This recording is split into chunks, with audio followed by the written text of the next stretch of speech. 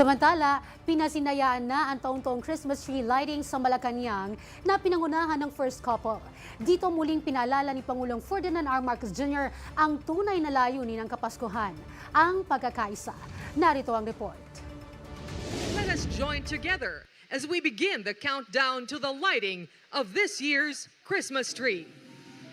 In 10, 9, 8, 7, 6, 5. Formal nang inilawan ang taunang Christmas tree sa Kalayaan Ground sa Palasyo ng Malacanang sa pangunguna ni Pangulong Ferdinand R. Marcos Jr. at First Lady Luis Araneta Marcos, hudyat ng pagsisimula ng Paskong Pinoy sa loob ng palasyo.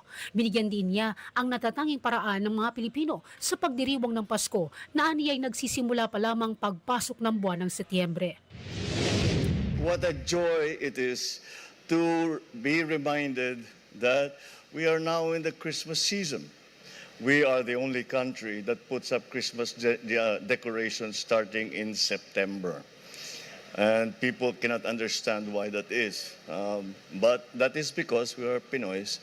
And Pinoys have Christmas has a special meaning to Filipinos. Ayon pa sa Pangulo, ang maagang paglalagay ng dekorasyon ay simbolo ng malalim na kahalagahan at tradisyon ng Pasko sa bawat Pilipino, lalo na para sa mga pamilyang muling nagkakasama dahil sa pag-uwi ng mga kababayang nagtatrabaho sa ibang bansa. Tampok sa selebrasyon ang pagtatanghal ng Alice Reyes Dance Philippines kasama ang Manila Symphony Orchestra at ang Ryan Cayabyab Singers sa ilalim ng pamumuno ni Maestro Jeffrey Solares. Ito ang kauna-unahang full-length all-Filipino Christmas ballet na naglalarawan ng tunay na diwa ng Paskong Pinoy mula sa caroling, simbang gabi, bibingka at puto bongbong, makukulay na parol hanggang sa iba't ibang pista sa bawat rehiyon. Ipinagkaloob naman ng Pangulo at ng unang ginang ang parangal sa mga nagwagi sa isang bituin isang mithiin National Parol Making Competition Year 4 na may temang Ilaw ng Bayan, Parol ng Pag-asa at Pagkakaisa.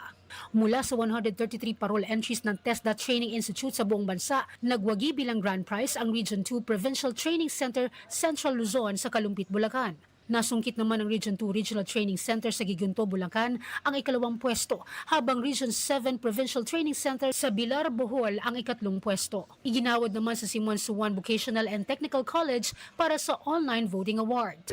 Christmas won't be the same if you go.